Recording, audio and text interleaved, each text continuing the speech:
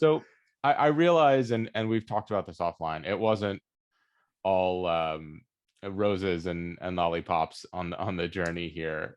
You know, Not at through all. your story, it obviously all made logical sense, but at each of those decision points, particularly leaving medicine, it couldn't have been an easy decision. Can you walk me through some of the things that you were experiencing and how how you overcame a lot of the self-doubt that you were having?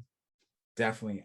I'm so excited to talk about this 'cause I feel like I don't really have a platform to really discuss this as easily. And I think it needs to be discussed more. Is like a big reason that I left medicine was just for my own mental health. Grad school, I tell people all the time, it's one of the hardest things I've done. And it's really a pressure cooker.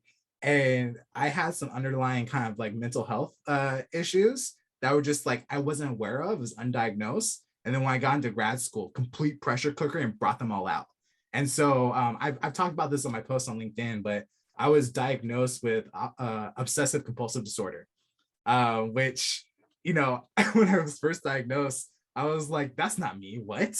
I'm not flipping light switches on and off all the time. But then when I really learned about it, I'm like, oh my God, I've had this my whole life. And being in grad school, the pressure and not getting sleep and not taking care of myself really exacerbated. And so the best way to describe that is like with OCD is just cycle where you have an obsession. It could be something random. I think for me at school is like I opened up a PDF for an article and in my head I was like, oh my God, this is copyright. And it doesn't make sense. I laugh at it now, but like it was so real to me. And I thought like the world was gonna end. Um, and then you do a compulsion. So for me, my compulsion, thankfully, is something somewhat constructive, but it was working. So if I worked on another problem, I didn't have to think about my own problems. And so it's created this cycle where I'll have this obsession of something kind of random that stressed me out. I would try to like push it down by just overworking. And it turned to a cycle to a point where I was just constantly working to try to escape my own problems. And I just crash and burn.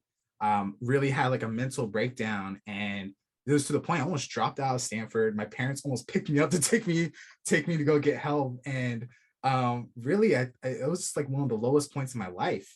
And I'm really thankful for it because when you're kind of thrown on the ground and the pieces are shattered, you get a chance to really think critically, like, all right, I'm gonna choose to put this back together again. But again, you get to choose what type of life you want to move forward. And for me, it made me realize this level of pressure cooker, this level of like not care for mental health, I can't do medicine because my mental health wise, it just wouldn't be a good fit. There's so many statistics about many medical students and interns burning out.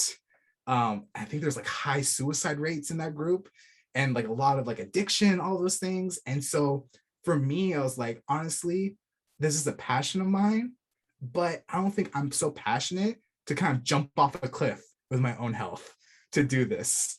And so I just had to step away from this career because I just knew it wasn't good for me and what my life wanted.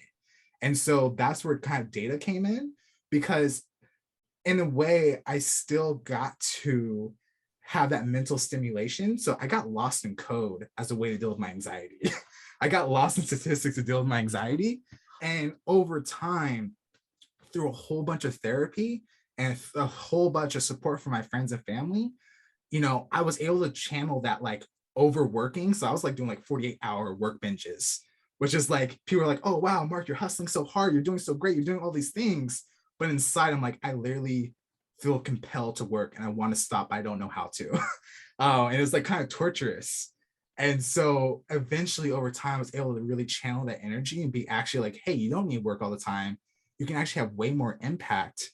And so that was the biggest push. It's like data science provided this opportunity for me to really engage mentally and like step away from my life, but while also like over time learning how to like engage properly and growing in a data career. And so like even though this is like a really low point for me, I'm so thankful for it because it forced me to think about like personal development.